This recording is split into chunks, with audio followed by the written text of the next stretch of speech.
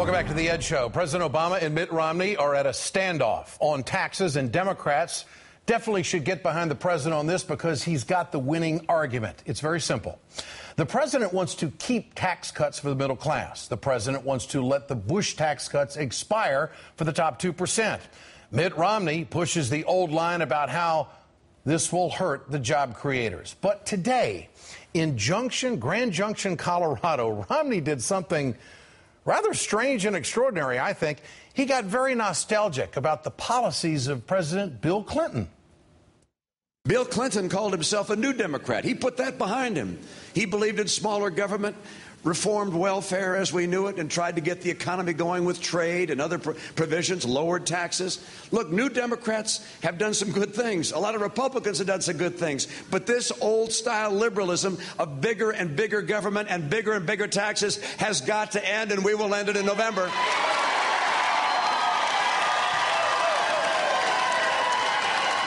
That's right. You just heard the Republican nominee for president talking about the glory days of President Bill Clinton. Funny thing, though, Romney got his facts wrong. Taxes were higher under President Clinton compared to President Obama, not lower. That's why President Obama always makes this point.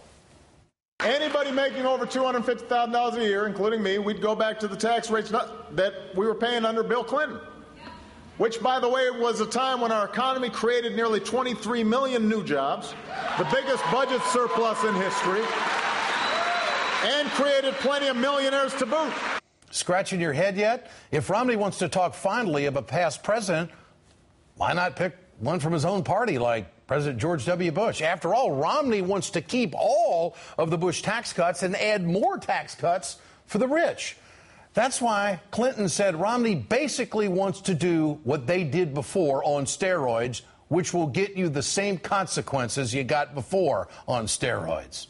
Let's bring in MSNBC political analyst and Bloomberg View columnist Jonathan Alter. Hi, Ed. Jonathan, good to have you with us. You're writing a book on this campaign. I think you got a chapter tonight.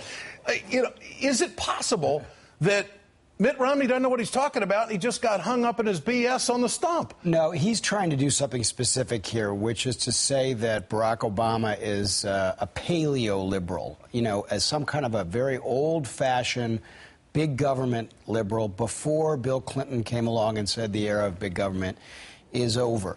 The problem is that not just because Hillary Clinton is serving in his administration, but if you go down the issues one after another, Barack Obama is a Clinton Democrat. He is not some kind of, 1950s style Democrat. So they might not always get along that well personally, but politically, Obama and Clinton are in the same place. And as you just said, taxes under Clinton were actually higher. So all that Obama is proposing, and for which they're calling him a socialist, is to return to the tax structure of the Clinton years. And for people to object to that is to object to an era where we created 23 million new jobs. Here's more from President Obama today.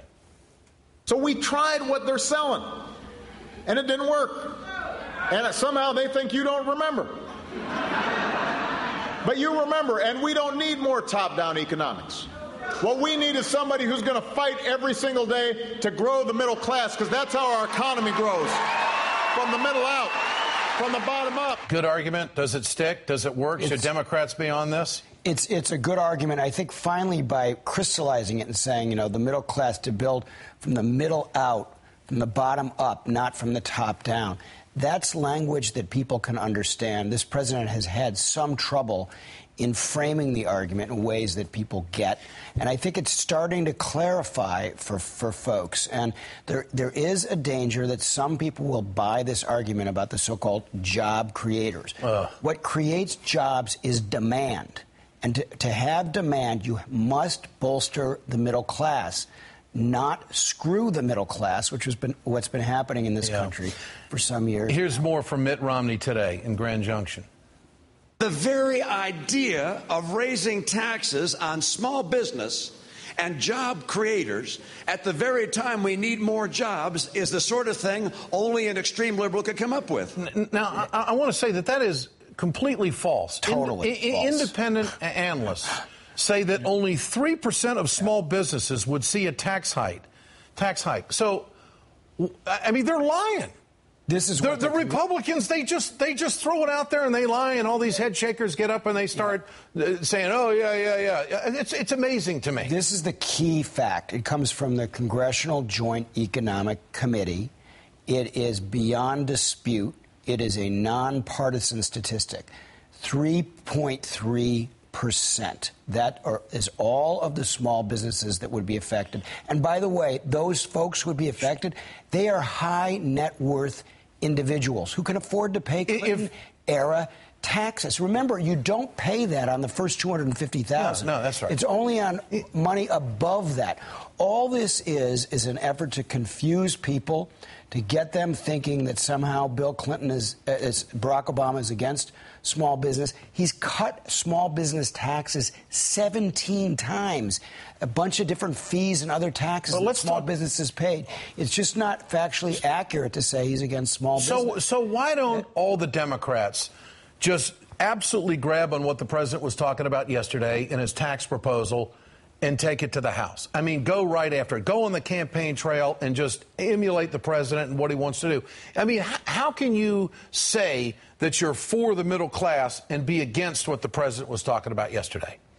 Well, I don't think you can. I mean, every Democrat should be on board. There were some Democrats who wanted the amount to be $1 million, not $250,000, but they're sucking it up and going along with the president. Yeah. For the Democrats to hold the White House and to hold the Senate, they are going to have to be on the same page. The period of kind of creative dissent, which we all believe in, and certainly in the media we like seeing Democrats fighting each other, but for their own good, they're going to have to pull together now. Jonathan Alter, thanks for coming in. Appreciate it. Thanks, Ed. Coming up, the Republicans get ready to repeal Obamacare again. They're hoping the 31st time will be the charm. We'll talk about the politics of it all and the opposition next. Pennsylvania Republicans. This is a warning, folks. Maybe it's a wake-up call. Pennsylvania Republicans are trying to steal the election.